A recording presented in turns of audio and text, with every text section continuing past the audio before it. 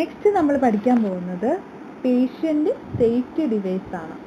അതായത് patient safety device എന്ന് പറയുമ്പോൾ എന്താ, രോഗികളുടെ സംരക്ഷണത്തിന് വേണ്ടിയിട്ടുള്ള ഉപകരണങ്ങളെ പറ്റിയാണ് നമ്മൾ പഠിക്കുന്നത്.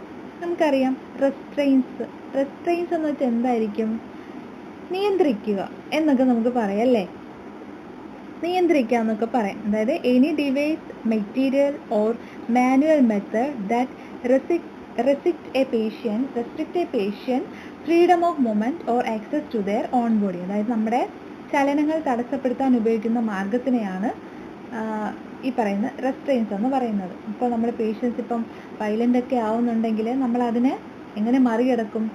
ഒന്നല്ലെങ്കിൽ നമ്മൾ ഈ പറയുന്ന പേഷ്യൻ്റ് ഇപ്പോൾ വയലൻ്റ് ആവുന്നുണ്ടെങ്കിൽ നമ്മൾ കയ്യിലൊക്കെ നമ്മൾ സ്ട്രാപ്പൊക്കെ യൂസ് ചെയ്യാറുണ്ടല്ലേ, വിലങ്ങൊക്കെ കൊടുക്കാറുണ്ട്, കയ്യിൽ കൊടുക്കാറുണ്ട്. പിന്നെ എന്തായിരിക്കും, അതുപോലെ തന്നെ നമ്മൾ വീൽ ചെയറിൽ പോകുന്ന പേഷ്യൻസ് നമ്മൾ കണ്ടിട്ടുണ്ട് അല്ലേ, ലാപ്പ് ബെൽറ്റ് ഒക്കെ യൂസ് ചെയ്യുന്നുണ്ട്. എന്തിനായിരിക്കും? അതായത് ഫോൾ പ്രൊട്ടക്ഷന് വേണ്ടിയിട്ടാണ് നമ്മൾ ലാപ്പ് ബെൽറ്റ്സ് ഒക്കെ നമ്മൾ യൂസ് ചെയ്യുന്നത് അല്ലേ, വീഴാണ്ടിരിക്കാൻ. ഇങ്ങനെയുള്ള കാര്യങ്ങളെയാണ് നമ്മൾ പഠിക്കുന്നത്. ഓക്കെ, അത് 3 തരമായിട്ടാണ് തരംതിരിച്ചിട്ടുള്ളത്. ഒന്നാമത്തേന്ന് പറയുന്നത് ഫിസിക്കൽ,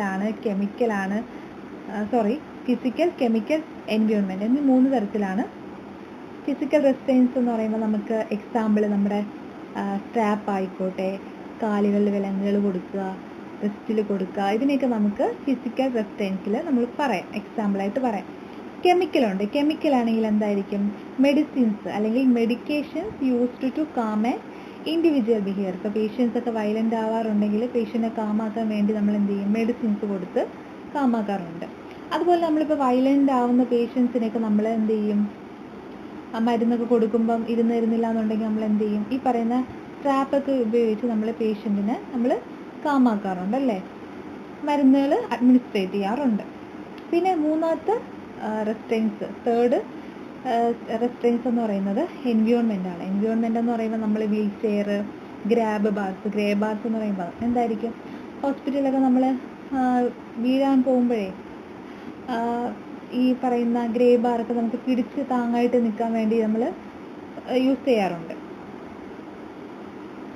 അപ്പോൾ നമ്മൾ പറഞ്ഞ എന്തായിരുന്നു, 3 തരം നമ്മൾ പറയുന്നത് 3 തരം റെസ്ട്രെയിൻസ് ആണ്, physical, chemical, environmental. Okay, physical ആണെങ്കിൽ നമ്മൾ എന്തായിരുന്നു, സ്ട്രാപ്പൊക്കെ യൂസ് ചെയ്യാറുണ്ട്, ലാപ്പ് ബെൽറ്റ്, ഇങ്ങനെയുള്ള കാര്യങ്ങളൊക്കെ ഫിസിക്കൽ വരാറുണ്ട്. കെമിക്കൽ ആണെങ്കിൽ മെഡിസിൻസ് നമ്മൾ കൊടുത്ത് പേഷ്യൻറ്റിനെ കാമാക്കുന്ന ആ ഒരു രീതിനെയാണ് കെമിക്കൽ എന്ന് പറയുന്നത്. എൻവയോൺമെൻ്റ് എന്ന് പറയുമ്പോൾ എന്തായിരിക്കും, എൻവയോൺമെൻറ്റിൽ വരുന്നതാണ് ഈ പറയുന്ന wheelchair, side rails, door alarms, personal alarms, പിന്നെ എന്തായിരിക്കും നോൺ സ്ലിപ്പറി സോക്സ്, ഷൂസ്, പിന്നെന്താ വഴുവഴുക്കുള്ള തറകൾ, ഇതൊക്കെ ഈ പറയുന്ന എൻവയോൺമെൻറ്റിൽ നമുക്ക് പറയും.